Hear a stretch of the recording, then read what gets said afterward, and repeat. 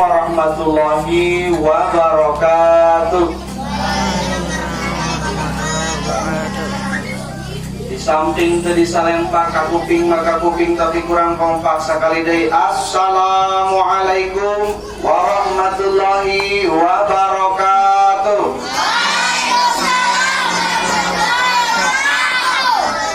Terima kasih.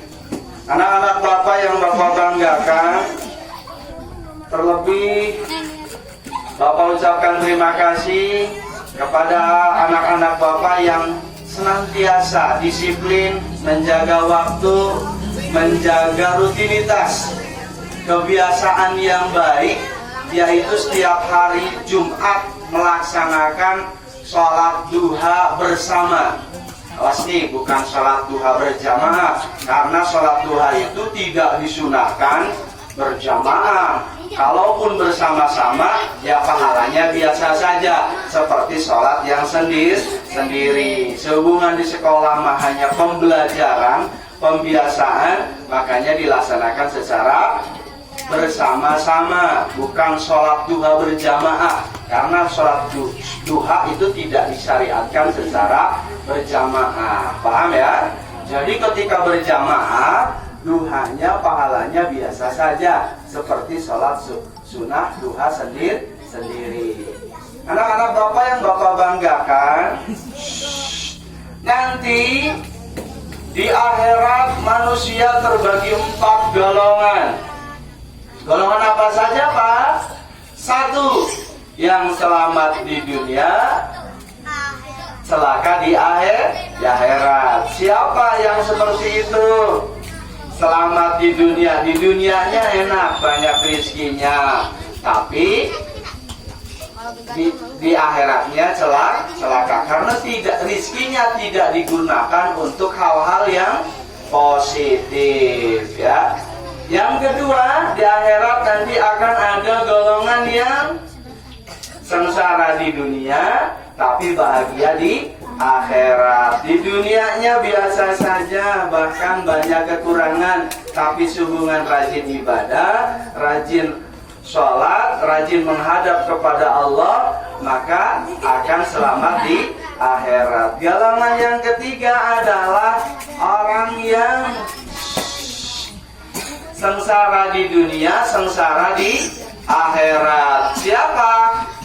Awas nih, yang di dunianya ya biasa saja, ya, istilahnya rizkinya banyak kekurangan, ya, ke rumah tidak banyak rizki, sholatnya juga ditinggalkan, akhirnya celaka, sengsara di dunia dan sengsara di akhirat. Ada golongan yang keempat, golongan yang sangat sangat diberi karunia banyak oleh Allah Subhanahu wa taala, yaitu orang yang bahagia di dunia dan bahagia di akhirat.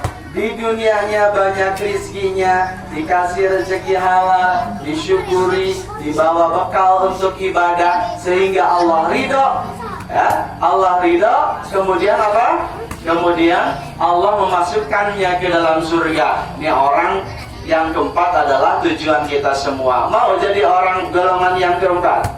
Mau tidak? Mau ya? Kalau mau, kamu yang harus rajin belajar, nurut sama bapak ibu guru, nurut sama kedua orang tua, arahannya diikuti, sehingga kita rajin ibadah, rajin dalam lindungan dan tuntunan Allah Subhanahu wa taala. Allahnya pun ridho, maka kita akan digolongkan menjadi golongan yang keempat.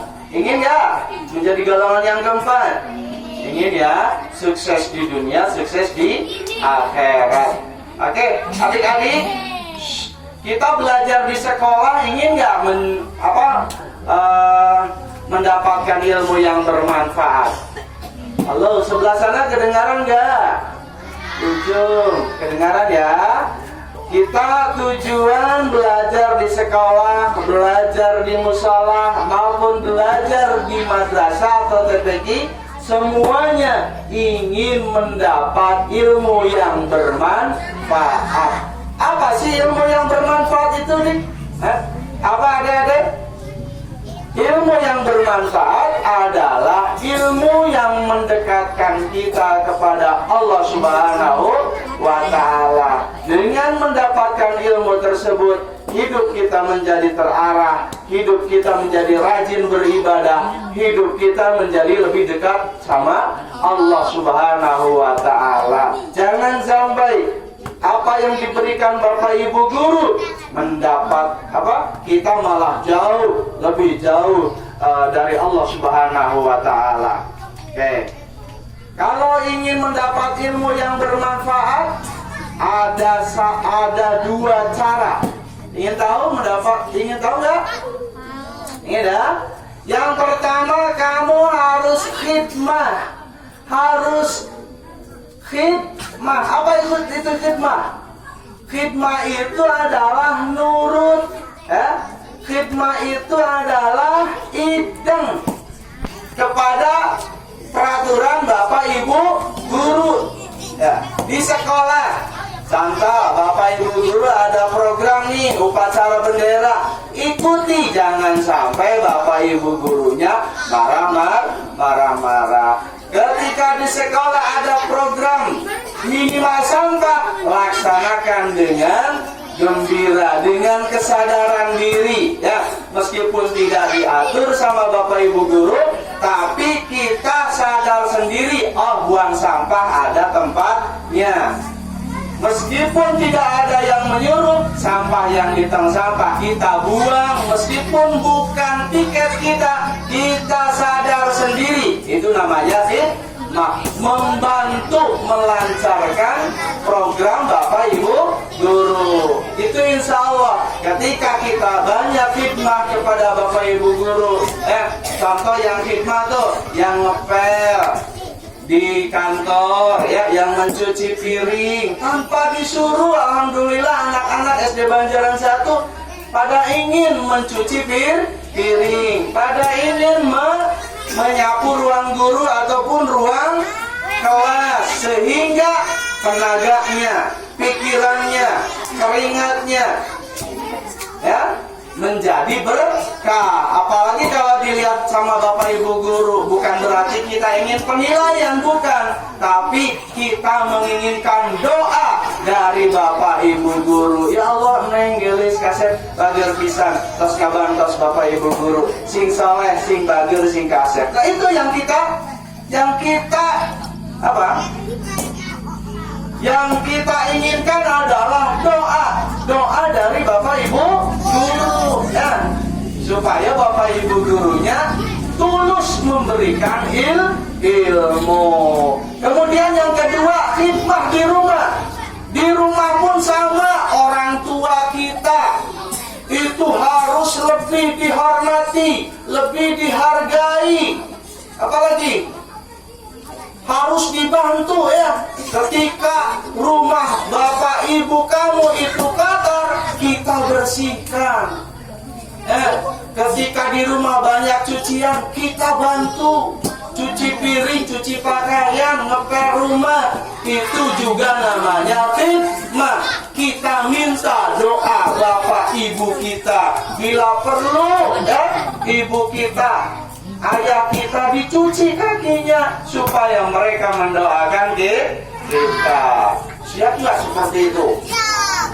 Yo, cung yang di rumahnya ketika mau sekolah salim dulu, cium tangan, jangan bohong.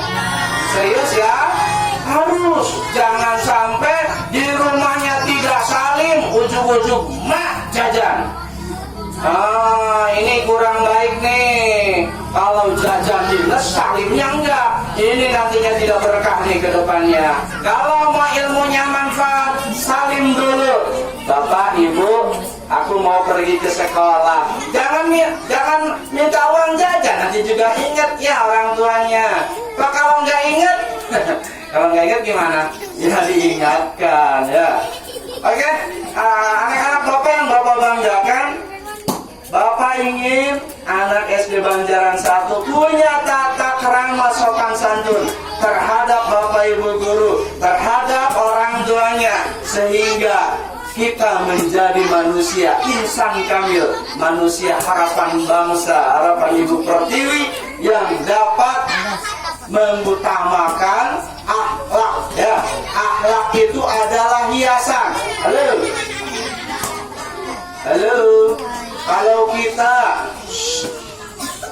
Kalau kita tidak pakai baju, disebut manusia bukan? Masih disebut manusia, ya. Tapi alangkah lebih eloknya kita memakai baju yang rapi, yang sopan. Nah, itu yang namanya akhlak, ya. Akhlak itu baju, hiasan. Supaya kita ganteng, supaya kita cantik, ya kita harus pakai baju yang pantas dan sopan, ya. Supaya kita kita disebut orang yang mulia, orang yang hebat, orang yang sopan. Kita harus terapkan akhlak dan sopan santun sebagaimana Nabi mengatakan, innama bu'itsu liutammima makarimal akhlak. Aku diutus oleh Allah Subhanahu wa taala untuk menyempurnakan akhlak manusia. Siap ya? Oke. Ke Bapak Ibu gurunya jangan sampai bikin jengkel, ya.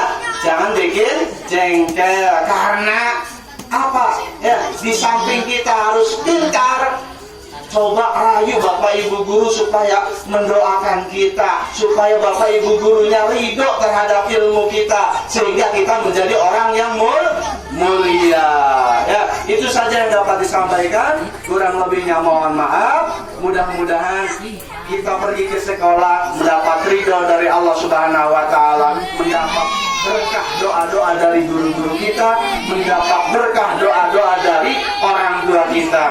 Diakhiri dengan subhanaka Allahumma wa bihamdika astaghfiruka wa atubu ilaik. Subhana rabbika rabbil izzati amma yasifun wa salamun ala mursalin walhamdulillahi rabbil alamin.